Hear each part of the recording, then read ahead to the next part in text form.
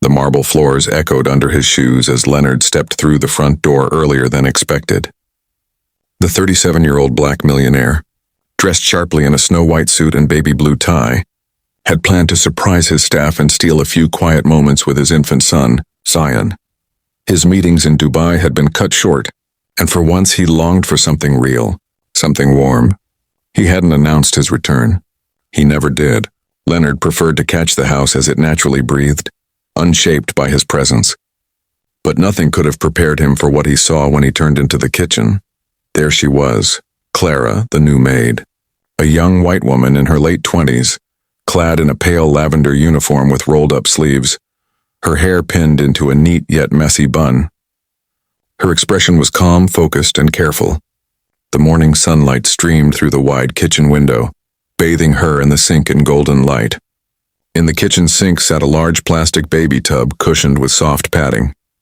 Inside it lay Zion, Leonard's 8-month-old son, giggling as Clara poured warm water over his tiny belly, one hand supporting his delicate head. She tested the stream against her wrist with the ease of someone who had done it countless times. Leonard's breath caught in his throat. What was she doing? And more importantly, why? No one touched Zion unless his personal nanny, Rosalind, was present. Rosalind had the day off, yes, but Clara was a maid, not a nanny. Still unnoticed in the doorway, Leonard felt anger stir in his chest, but something strange held him back. Zion wasn't just safe. He was smiling. Clara dipped a soft cloth into the water and began humming a lullaby. Leonard froze at the sound. It was the very same melody his late wife used to sing, the one she sang while bathing Zion in those first fragile months. Memories hit him hard. Her laughter, her scent, her gentle touch.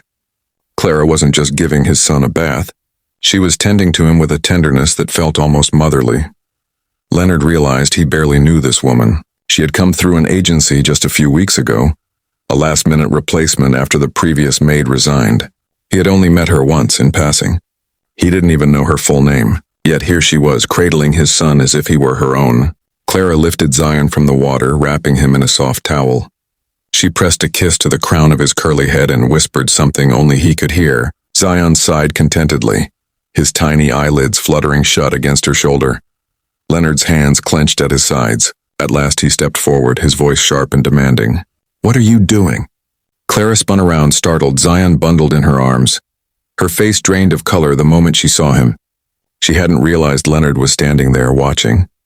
Her voice trembled as she stammered, "Sir, I can explain." Leonard's tone cut sharp through the air. "Where's Rosalind?" "She's still on leave," Clara replied quickly, her hands tightening protectively around Zion. "I thought you weren't supposed to be back until Friday." "I wasn't," Leonard said coldly. "Yet here I am. And you're bathing my son in the kitchen sink like you're his." Clara interrupted, her voice shaking. "He had a fever last night. Mild, but he wouldn't stop crying. The thermometer was missing and I didn't want to wait. He calmed down with warm water before, so I tried again. I was going to inform you." Leonard's mouth opened, but the words stalled. A fever? Why hadn't he been told? His eyes darted to Zion, now bundled snugly in a towel, cooing softly against Clara's shoulder. No signs of pain, no distress, only trust. Yet rage and confusion still roiled inside him. "I pay for the best care," Leonard said, his voice lower now but no less sharp. "I have nurses on call. You're a maid. You scrub floors, you polish furniture. You do not touch my son. Ever." Clara's eyes shimmered with tears. "I didn't mean harm, I swear. He was sweating, he was restless, and no one else was here. I couldn't just ignore it." Leonard inhaled slowly, fighting to steady himself. "Put him in his crib. Then pack your things." Her lips parted, trembling. "Sir, are you firing me?" "I'm not repeating myself." The words landed like a hammer. Clara froze, stunned, fragile as porcelain on the edge of breaking. Then she lowered her head and nodded. Without another word, she carried Zion away, holding him close, almost as if she knew it would be the last time. Leonard stood in the silence, his hands braced against the counter, his heart beat louder than the steady trickle of the faucet. Something inside him shifted, but he couldn't name it. Not yet.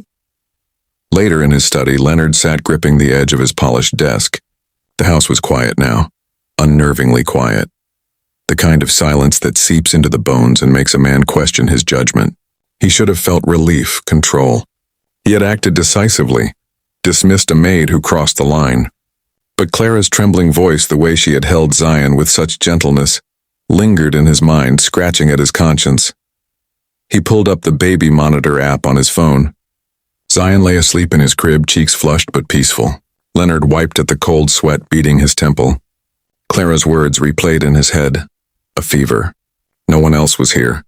I couldn't ignore it. His chest tightened. He hadn't even known his son was sick. He should have known.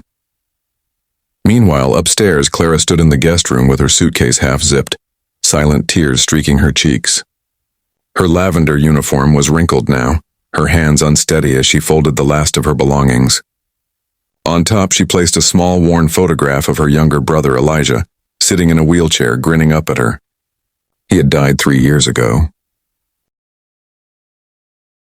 Clara had spent her entire 20s caring for her younger brother, Elijah. She had dropped out of nursing school when her scholarship fell through, just as their parents passed unexpectedly. Elijah had epilepsy, and on Clara's lowest days she would sing him the same lullaby she had unknowingly sung to Zion. She never told anyone that part of her life. Why would she? She was just the maid. People didn't ask maids about their pain. A soft knock broke the stillness of the guest room. Clara turned, expecting Leonard, but it was Harold, the butler. He stood tall, his voice formal but heavy with unspoken sympathy. Mr. Leonard said to tell you your payment and references will be delivered tonight. He's requested you be gone before sunset. Clara's throat tightened. She nodded faintly. Understood.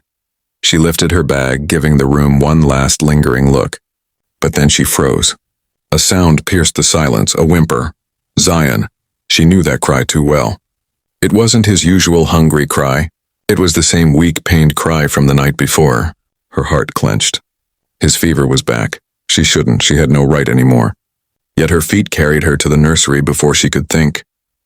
There he was, writhing slightly, sweat beading on his forehead, his breathing shallow and uneven. Clara gasped and rushed to his side, instinct taking over. She placed her cool hand on his tiny head. No, baby. It's back, she whispered. Step away from him. The voice behind her froze her in place. Leonard stood in the doorway, arms crossed, face unreadable. Clara didn't turn, her hand still on Zion. He's not okay, she said firmly. His fever's higher than before. I have a doctor on the way, Leonard replied. His voice clipped. There's no time. Leonard. Her use of his first name startled him. She'd never said it before. She pressed on quickly. He's dehydrated. His breathing's labored. I think it's an infection, possibly respiratory. If you wait, he might seize. Leonard's composure faltered. He stepped closer, eyes narrowing. How do you know all that? Clara turned to face him, her eyes red, voice trembling but steady. Because I've seen it before with my brother. You don't know me, sir, but I used to study pediatric nursing. I dropped out when my brother needed full-time care. I lost him, and I swore I'd never let another child suffer if I could help it. For a long beat, the only sound in the room was Zion's weak whimper. Then Leonard moved.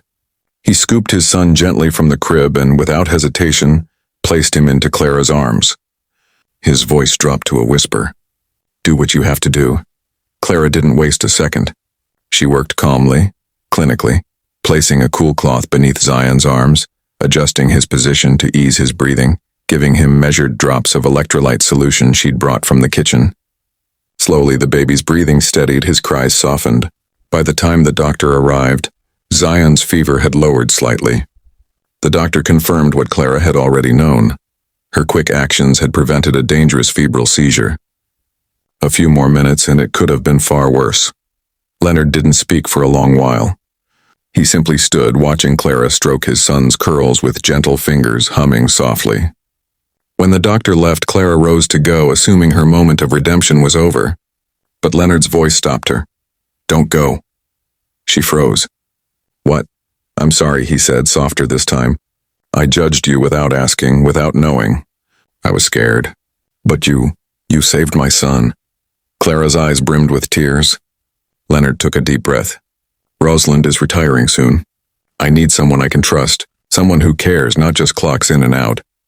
You mean as, she whispered, not as a maid, not anymore. His expression softened.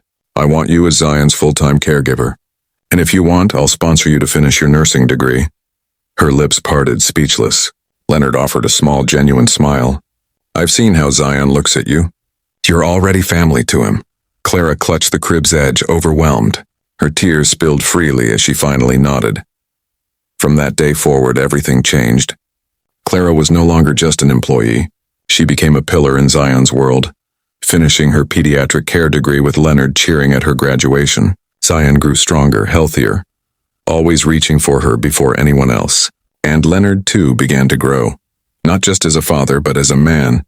In Clara's quiet strength, he found something unexpected, a second chance. For his son, for himself, and maybe in time for something more.